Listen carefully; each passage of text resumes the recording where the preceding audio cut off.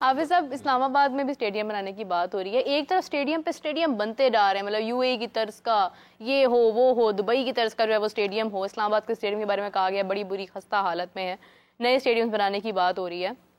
Stadiums बनाने का क्या फ़ायदा जब अंदर खेलने के लिए खिलाड़ी ही हमारे पास टैलेंटेड मौजूद नहीं है, जिनका टैलेंट हमने खुद ही ख़त्म कर दिया, जिनकी एबिलिटी क्वेश्चन बना दिया। देखिए, बरसों से ये मनसूबा ज़ेर गौर है कि इस्लामाबाद में एक क्रिकेट स्टेडियम होना चाहिए। तो इस्लामाबाद में एक क्रिकेट स्टेडियम होना चाहिए। पिंडी, रावलपिंडी का जो स्टेडियम है वो चूँकि जब वहाँ पर मैचेस होते हैं ना, तो इर्द गिर्द के जो इलाके हैं, शहर हैं, खैबर पख्तूनख्वा से भी लोग आ जाते हैं देखने के लिए, तो वो उसकी जो गुंजाइश है वो बहुत कम है। हाँ। उसको बेहतर होना चाहिए और इस्लामाबाद में भी एक नया स्टेडियम होना चाहिए, इसमें भी कोई दो राय नहीं है। लेकिन उसके साथ साथ जो खेल के मयार को बेहतर करने के लिए चीज़ें वो स्टेडियम बनाने से ज़्यादा बेहतर अंदाज में, बेहतर रफ्तार में होनी चाहिए, ज़्यादा फ़िक्र के साथ और तामीर के साथ होनी चाहिए। इसकी एक मिसाल ये है कि इंडिया ने जाना है ऑस्ट्रेलिया खेलने के लिए 5 टेस्ट मैचों की सीरीज़, तो वो अपनी जो दुलीप ट्रॉफ़ी इन दिनों हो रही है, वो दुलीप ट्रॉफ़ी के मैचेस मेरा ख्याल है दूसरा राउंड या कुछ मैचेस या अच्छे तादाद में मैचेस उन्होंने उस वेन्यू पर रखे हैं जहां पर पेस एंड बाउंस है। वो तैयार एक उन्होंने खेलेंगे, मैचेस खेले होंगे यहाँ पर जहाँ पर को थोड़ा अगले टेस्ट मैच की तैयारी, लेकिन जो फोकस है वो ऑस्ट्रेलिया की सीरीज़ है, तो वो पेस एंड बाउंस वाली पिचेस के ऊपर अपनी जो फर्स्ट क्लास क्रिकेट है वो करवा रहे हैं ताकि ऑस्ट्रेलिया के लिए खिलाड़ी थोड़ा बहुत तैयार हो जाए। ठीक है, एक तरफ ये सोच नजर आती है। क्या बात, पाकिस्तान में क्या सोच नजर आ रही है कि अभी हमने बचना कैसे है, बॉल आ तो नहीं रही है, ये स्टंप तो नहीं आ रही, वो बचने वाला भी एक काम हो गया, वो भी मैं आपको बताता हूँ। हम कैसे तैयारी कर रहे हैं, हम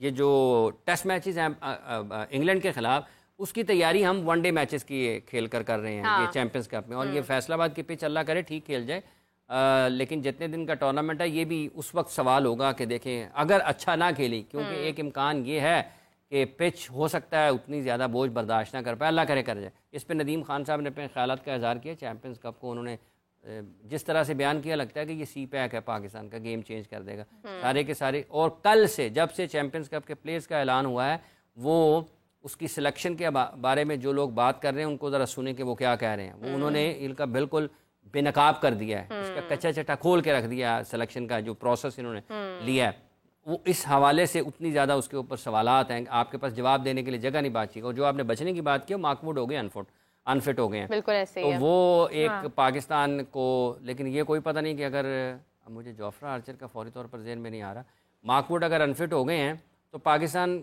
ने अगर सीम स्विंग के ऊपर ही पकड़ लेना उन्होंने, वो जो उन्होंने क्रिकेट खेली है अभी श्रीलंका के खिलाफ, तो वो बेहतर मुतबादल के साथ भी आ सकते हैं। लेकिन एक ये है कि जो आपके दिमाग के ऊपर आके लगना होता है ना, और सॉरी सर के ऊपर, जो आपको बाउंसर अटैक करता है आपकी बॉडी के ऊपर अटैक करता है, वो जो एक थॉट प्रोसेस को आपको डिस्टर्ब करता है 155 का बॉल, उससे पाकिस्तान बच सकता है, क्योंकि मार्कवुड जो हैं वो नहीं दस्तयाब होंगे पाकिस्तान के खिलाफ सीरीज में। लेकिन अगर जोफ्रा आर्चर होते हैं जोफ्रा तो उतने ही खतरनाक है जितना, बल्कि मेरा ख्याल है वो मार्कवुड से ज़्यादा खतरनाक है, क्योंकि वो ज़्यादा हमला करते हैं दिमाग से भी, अपने फॉलो थ्रू में भी वो ज़्यादा अग्रेसिव हैं मार्कवुड की निस्बत, लीथल है। तो अगर आते हैं, उसको देखना पड़ेगा कि उनकी, क्योंकि वो भी 2019 का वर्ल्ड कप जीतने के बाद इंग्लैंड के लिए उन्होंने भी 4-5 साल ना बस वो अनफिट ही घूमते रहे हैं, अनफिट ही सैरिंग करते रहे हैं। तो अनफॉर्चुनेट है, क्योंकि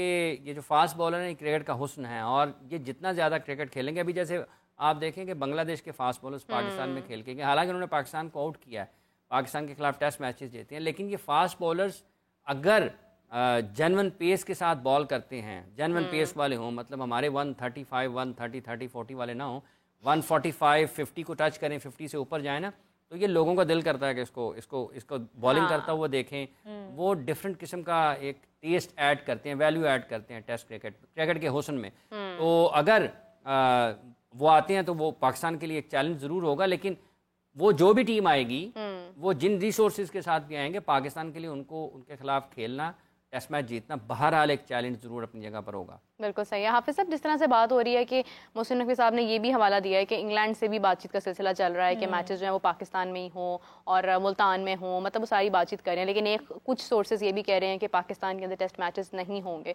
इससे भी तो बहुत ज़्यादा असर पड़ेगा हमारे ऊपर, मतलब शायद मैंने सुना कि मुल्तान में 2 मैचेस वो करवाना चाह रहे हैं, या पिंडी में, 2 मुल्तान के सुनने में मुल्तान का शायद ज़्यादा, हाँ, मुल्तान में chances आज मुल्तान उन्होंने में फाइनल कर दिया है कि उन्होंने कहा है कि पाकिस्तान में ही होंगे। यही है, क्योंकि गुज़िश्ता 3-4 रोज़ से जो इतलात थी वो ये थी खबरें कि चल शायद, और वो इतलात भी जो आई थी जो वो भी पाकिस्तान दुरुस्त थी।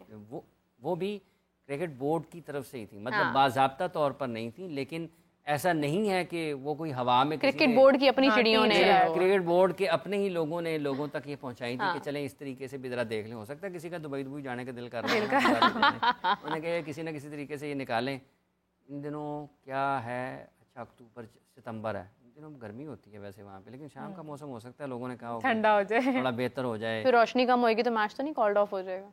देखिए बात यह है कि वो टेस्ट मैच खेल रहे होंगे ना, वहाँ पर ये वाला सूरत हाल कम होती है, लेकिन जो बात हुई है कि अबू धाबी में, तो हो सकता है, क्योंकि जब दुबई में क्रिकेट की बात होती है ना, तो पाकिस्तान में क्रिकेट के हलकों में ये यार अब देखना 5, 7, 10, 15 लोग तो सैर करने के लिए जाएंगे। हो सकता है किसी को जुमेरा याद आ रहा हो रात में शाम में उसने वहाँ पे जाना है, को थोड़ी मंजरकशी घूमना फिरना है, तो ये हो सकता है। लेकिन बहरहाल पाकिस्तान में हो रहे हैं टेस्ट मैचेस, तो ये सबसे ज़्यादा अच्छा है और पाकिस्तान में ही होने चाहिए। अगर इस वक्त की लोग इसके ऊपर बहुत बात पाकिस्तान को तनकीद भी कर रहे हैं कि ये देखें जी आपके पास स्टेडियम्स ही नहीं हैं, ये नहीं है, वो नहीं है।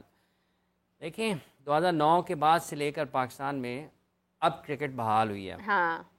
और जिसने ये वक्त गुजारा है, इस दौरान जितनी लीग क्रिकेट फैली है और जितने इस खित्ते में आईसीसी के टूर्नामेंट्स हुए हैं, जिन ममालिक ने उनकी मेज़बानी की है, अगर वो इसको एक तरफ रख दें और ये देखें कि अगर जो शेर पाकिस्तान का था गुजरी दहाई में 2010 से लेकर 20 तक इंटरनेशनल इवेंट्स के हिसाब से, अगर वो पाकिस्तान में होते, वर्ल्ड कप भी, एशिया कप भी, चैंपियंस ट्रॉफी के मामले में भी, जो भी आईसीसी के इवेंट्स हैं, अगर वो पाकिस्तान में होते, तो आज पाकिस्तान में क्रिकेट के जो स्टेडियम्स हैं इनकी भी हालत ये ना होती, और पाकिस्तान में ये ही नहीं था कि यही स्टेडियम्स होते, पाकिस्तान में और स्टेडियम भी बन चुके होते, क्योंकि जब आप बिल्कुल बैन अवी क्रिकेट से कट जाते हैं तो आपकी बहुत सारी चीज़ें रुकती भी हैं। उसी तो पाकिस्तान का क्रेडिट है कि बावजूद इसके कि पाकिस्तान ने कई बरसों तक अपने मुल्क में कोई क्रिकेट नहीं खेली, और कई खिलाड़ी ऐसे हैं जिनका करियर शुरू हुआ बैरून मुल्क, ख़त्म हो गया बैरून मुल्क, पाकिस्तान में खेलने का मौका नहीं मिला,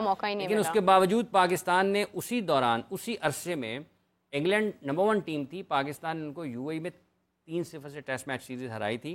वो जो आपने बात की है 2014 की, जब रविचंद्रन अश्विन का जिक्र किया, तो पाकिस्तान उस दौर में ये कामयाबियां भी पाकिस्तान के पास हैं। पाकिस्तान 2012 वाली सीरीज़ थी, पाकिस्तान उसी दौरान आईसीसी की टेस्ट रैंकिंग में नंबर 1 हुआ, टेस्ट मैच पाकिस्तान में यहाँ पर आए, ठीक है। उसी दौरान पाकिस्तान ने 2017 में चैंपियंस ट्रॉफी भी जीती, और उसी दौरान पाकिस्तान आईसीसी की T20 रैंकिंग में, टीम रैंकिंग में भी पाकिस्तान ऊपर रहा, और पाकिस्तान की T20 क्रिकेट का रिकॉर्ड भी उन दिनों बहुत अच्छा था।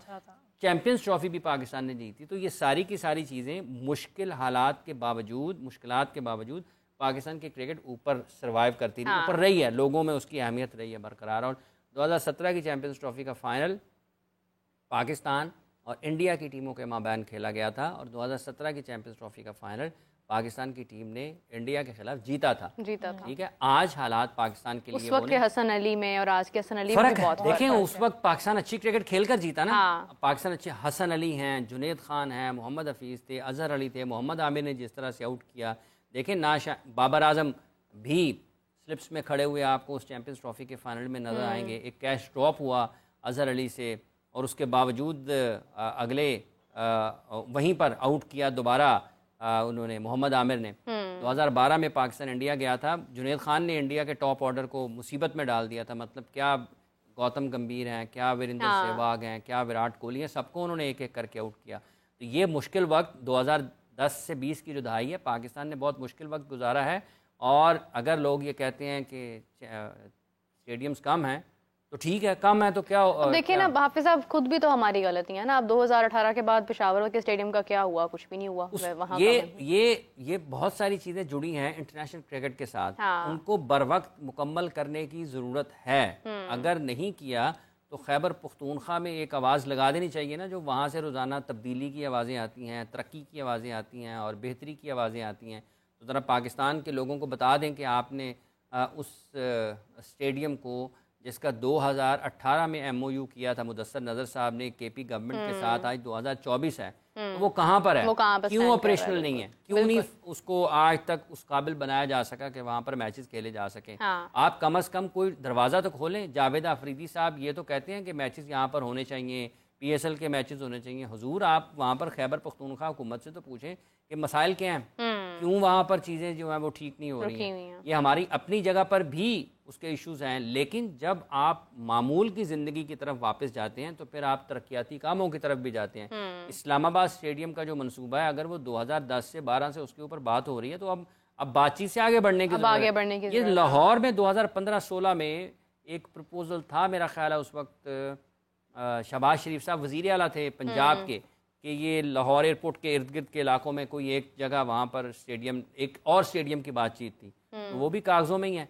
तो ये अगर बहुत सारी चीज़ें उसके बाद जो हुकूमत आई है 2018 के बाद, वो 16-17 के बाद उसको देख लेती कि ये मनसूबा है, इसके ऊपर काम होना चाहिए या नहीं होना चाहिए। बिल्कुल सही बात ये ठीक है। मतलब जिस रफ्तार से मोहसिन नकवी साहब स्टेडियम्स बना रहे हैं, मुझे लगता है ये जो बनने हैं ये बन जाएंगे। देखिए ये तो पाकिस्तान के पास डेडलाइन है, डेडलाइन इसमें तो किसी बनाने किस्म की ही कोई बनाने रुकावट हैं। होनी नहीं चाहिए, कोई तातुल नहीं होना चाहिए, किसी किस्म की रुकावट होनी नहीं चाहिए। इसको तो ऐन उस तारीख में जो दी गई है, देखें जो आप इस तरह के मंसूबों में डेडलाइन होती है ना, उसमें मार्जिन रख के देते हैं।